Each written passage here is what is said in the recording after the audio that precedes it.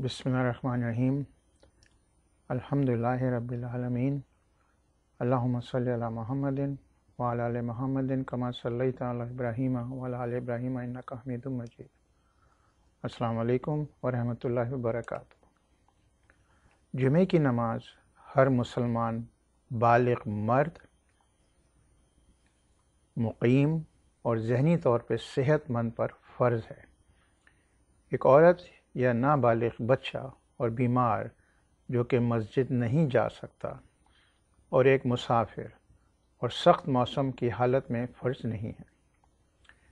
जुमे का दिन एक मुसलमान का हफ्ते का सबसे बेहतरीन दिन होता है। अब मैं आपको चंद बातें बताता हूँ जो कि जुमे के दिन आपको करनी चाहिए। पहली चीज़, जुमे के दिन दुआओं की कबूलियत की ज़्यादा उम्मीद होती है, इसलिए इस दिन जुमे की नमाज और असर की नमाज से पहले दुआएं करनी चाहिए। नंबर 2, इस दिन ज़्यादा से ज़्यादा रसूलुल्लाह सल्लल्लाहु अलैहि वसल्लम पर दुरूद भेजना चाहिए। नंबर 3, जुमे के दिन सूरह अल-कहफ की तिलावत करनी चाहिए। नंबर 4, इस दिन मर्द और औरतें गुस्ल करें, अपने बेहतरीन कपड़े पहनें, मर्द खुशबू लगाएं और मस्जिद जितना जल्दी हो जाएं।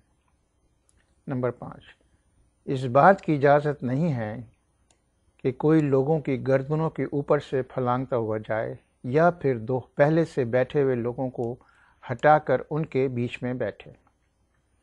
नंबर 6, इमाम के मनबर पर आने से पहले तक सुन्नत और नवाफिल पढ़े जा सकते हैं, लेकिन जब इमाम मनबर पर आ जाए उसके बाद कोई सुन्नत या नफिल नहीं पढ़ी जा सकती। लेकिन अगर खुतबे के दौरान कोई आए तो वो जल्दी से 2 रकात पढ़े जो कि तहियतुल मस्जिद यानी मस्जिद के लिए होती है। खुतबे के दौरान बात करना, कोई चीज़ पढ़ना जिसमें कुरान भी शामिल है, ज़िक्र करना तस्बीह पे या फिर तस्बीह के बग़ैर, दुरूद पढ़ना आहिस्ता या ज़ोर से, फ़ोन पे बात करना या टेक्स्ट करना, किसी को सलाम करना या उसका जवाब देना, ये सब मना है।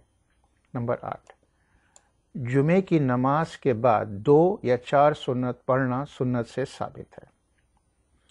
मुझे उम्मीद है कि आप लोग जुमे की नमाज और उसके दिन में इन बातों का ख्याल रखेंगे। अस्सलामु अलैकुम व रहमतुल्लाहि व बरकातुहू।